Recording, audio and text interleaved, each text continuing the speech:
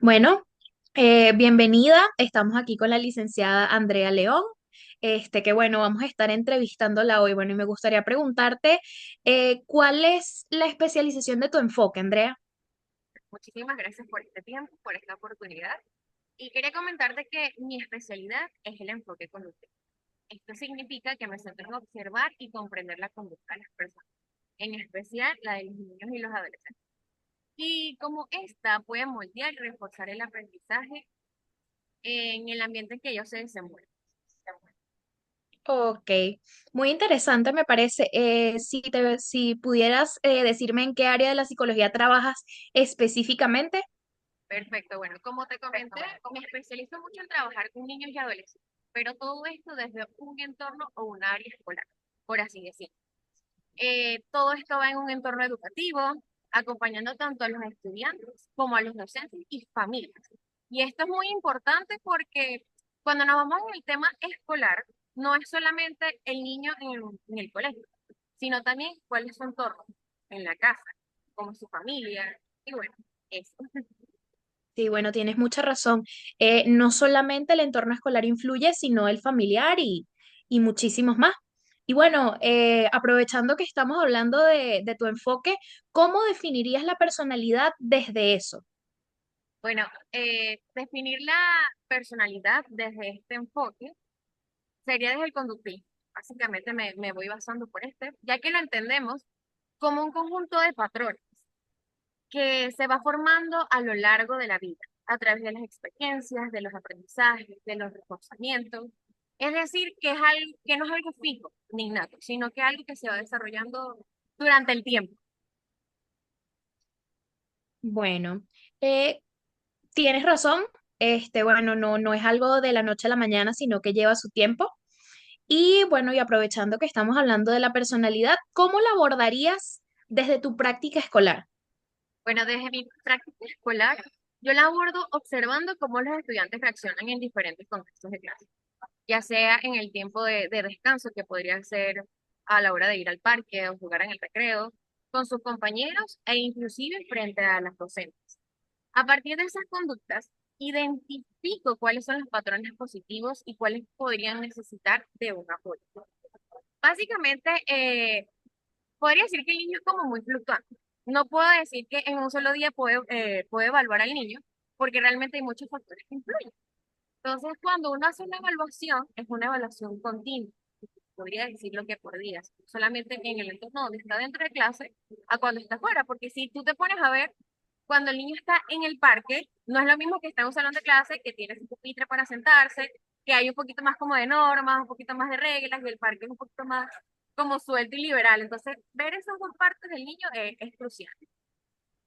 Es así. Y bueno, y aprovechando que estamos hablando del tiempo que te lleva evaluar y el tiempo que te lleva conocer cada uno de los patrones, ¿qué métodos o técnicas utilizas para reconocer estos patrones en tu trabajo? Perfecto, mira, yo utilizo técnicas que son basadas en el refuerzo positivo, como es reconocer y premiar las conductas. Por ejemplo, he trabajado con algo que se llama como una lista donde están todos los niños y a un lado está una estrellita. Entonces, si tu comportamiento fue bueno, recibes una estrellita, como un premio que recibes. Entonces, eso incentiva al niño a querer portarse mejor por llevarse o una estrellita o una carita feliz para su casa. Algo que también tengo en cuenta es que también aplico un modelamiento que consiste en enseñar nuevas conductas mediante el ejemplo. Realmente todo el aprendizaje del niño es un aprendizaje a través del ejemplo. Siempre trato de explicarle al niño, es como si fuera un cuento. Y la princesa hizo esto, o el ogro se portó mal y no salió. Es como que a partir de eso, del ejemplo, de la explicación del niño, porque realmente el niño no es como un adulto que le vas a dar un texto y le va a entender. Es del ejemplo que él vive a día. Así, bueno, desde toda la experiencia que has podido tener, ¿cómo clasificarías tú la personalidad desde tu enfoque conductista? Bueno, desde este enfoque conductista, la clasifico en función de los patrones de conductas aprendidos de él. Por ejemplo, un niño puede ser percibido como extrovertido porque ha aprendido a participar efectivamente en las interacciones, mientras que otro puede ser más introvertido. Todo esto es por lo que ha vivido. Entonces, ¿cuáles son sus experiencias? Y más que todo me trato de enmarcar en eso, en cómo ellos actúan. Todo se entiende como conductas que se fortalecen o que se debilitan con el tiempo. Bueno, y entrando en todo esto de la conducta, eh, ¿cuáles son las hipótesis que guían tu trabajo? Bueno, una de las hipótesis principales es que toda conducta puede ser aprendida o modificada si se interviene. Esto siempre de una manera adecuada. Quiere decir que incluso si un estudiante presenta dificultades de conducta o de aprendizaje, siempre hay estrategias para apoyar. No es algo que ese estudiante me va a quedar así. No, es algo que podemos ir modificando y lo podemos ir guiando. Bueno, y me imagino que para estas estrategias necesitas recopilar información de alguna manera. ¿Te importaría compartir de qué manera exactamente recopilas la información? Perfecto, mira, yo recopilo la información sobre la información directa de la conducta. Hacemos las entrevistas con los docentes, los padres, registro del desempeño académico y también datos de cómo los niños se relacionan con sus compañeros. Como te lo mencioné a un principio, evaluamos como que todo el entorno, cómo es el niño con la docente, cómo es el niño con los compañeros, cómo es el niño en casa, para poder hacer una evaluación mucho más exhaustiva y no basarme solamente en lo que vi un solo día de evaluación en una sola área. Exactamente.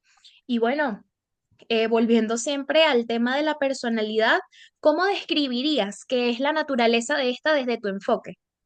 Bueno, desde este punto del conductismo y desde este punto de la niñez es como algo moldeable. Siempre se ha dicho que los niños, y cuando me estoy enfocando en el área escolar, me estoy basando como niños más pequeños, porque ya los he trabajado antes. ¿Cómo son? Ellos son de esponjita. Entonces, la consigo como dinámica y moldeable. No es algo que viene desde nacimiento y se queda igual toda la vida, sino que depende mucho de la persona, de lo que vive, de los aprendizajes que quiere y de cómo se refuerza sus conductas, perdón. Bueno, exactamente. Y bueno, ya para cerrar, me parece muy importante todo lo que has dicho. Me causa mucha curiosidad cómo es todo eso. Entonces, quería preguntarte si tenías alguna reflexión para compartir. Sí, y siempre me gusta dar reflexiones y más cuando es todo este tema porque como que es lo que más me gustaría destacar que desde el conductismo, todos los niños tienen la capacidad de aprender nuevas formas de comportarse y de relacionarse. Como sociedad, debemos darles oportunidades, darles guías para que estos se desenvuelvan de una mejor manera. Es decir, su conducta cambia y con ella su vida escolar también. Muchísimas gracias por este tiempo. Me encantó la entrevista.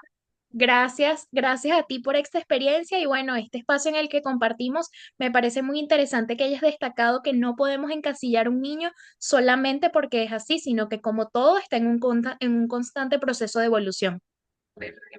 Es así. No podemos encasillar a los niños, no podemos decir que él es así, que es un niño más grave, que es un niño bravo. No. Nos vemos entonces. Bueno, muchísimas gracias. Chao, chao. Chao.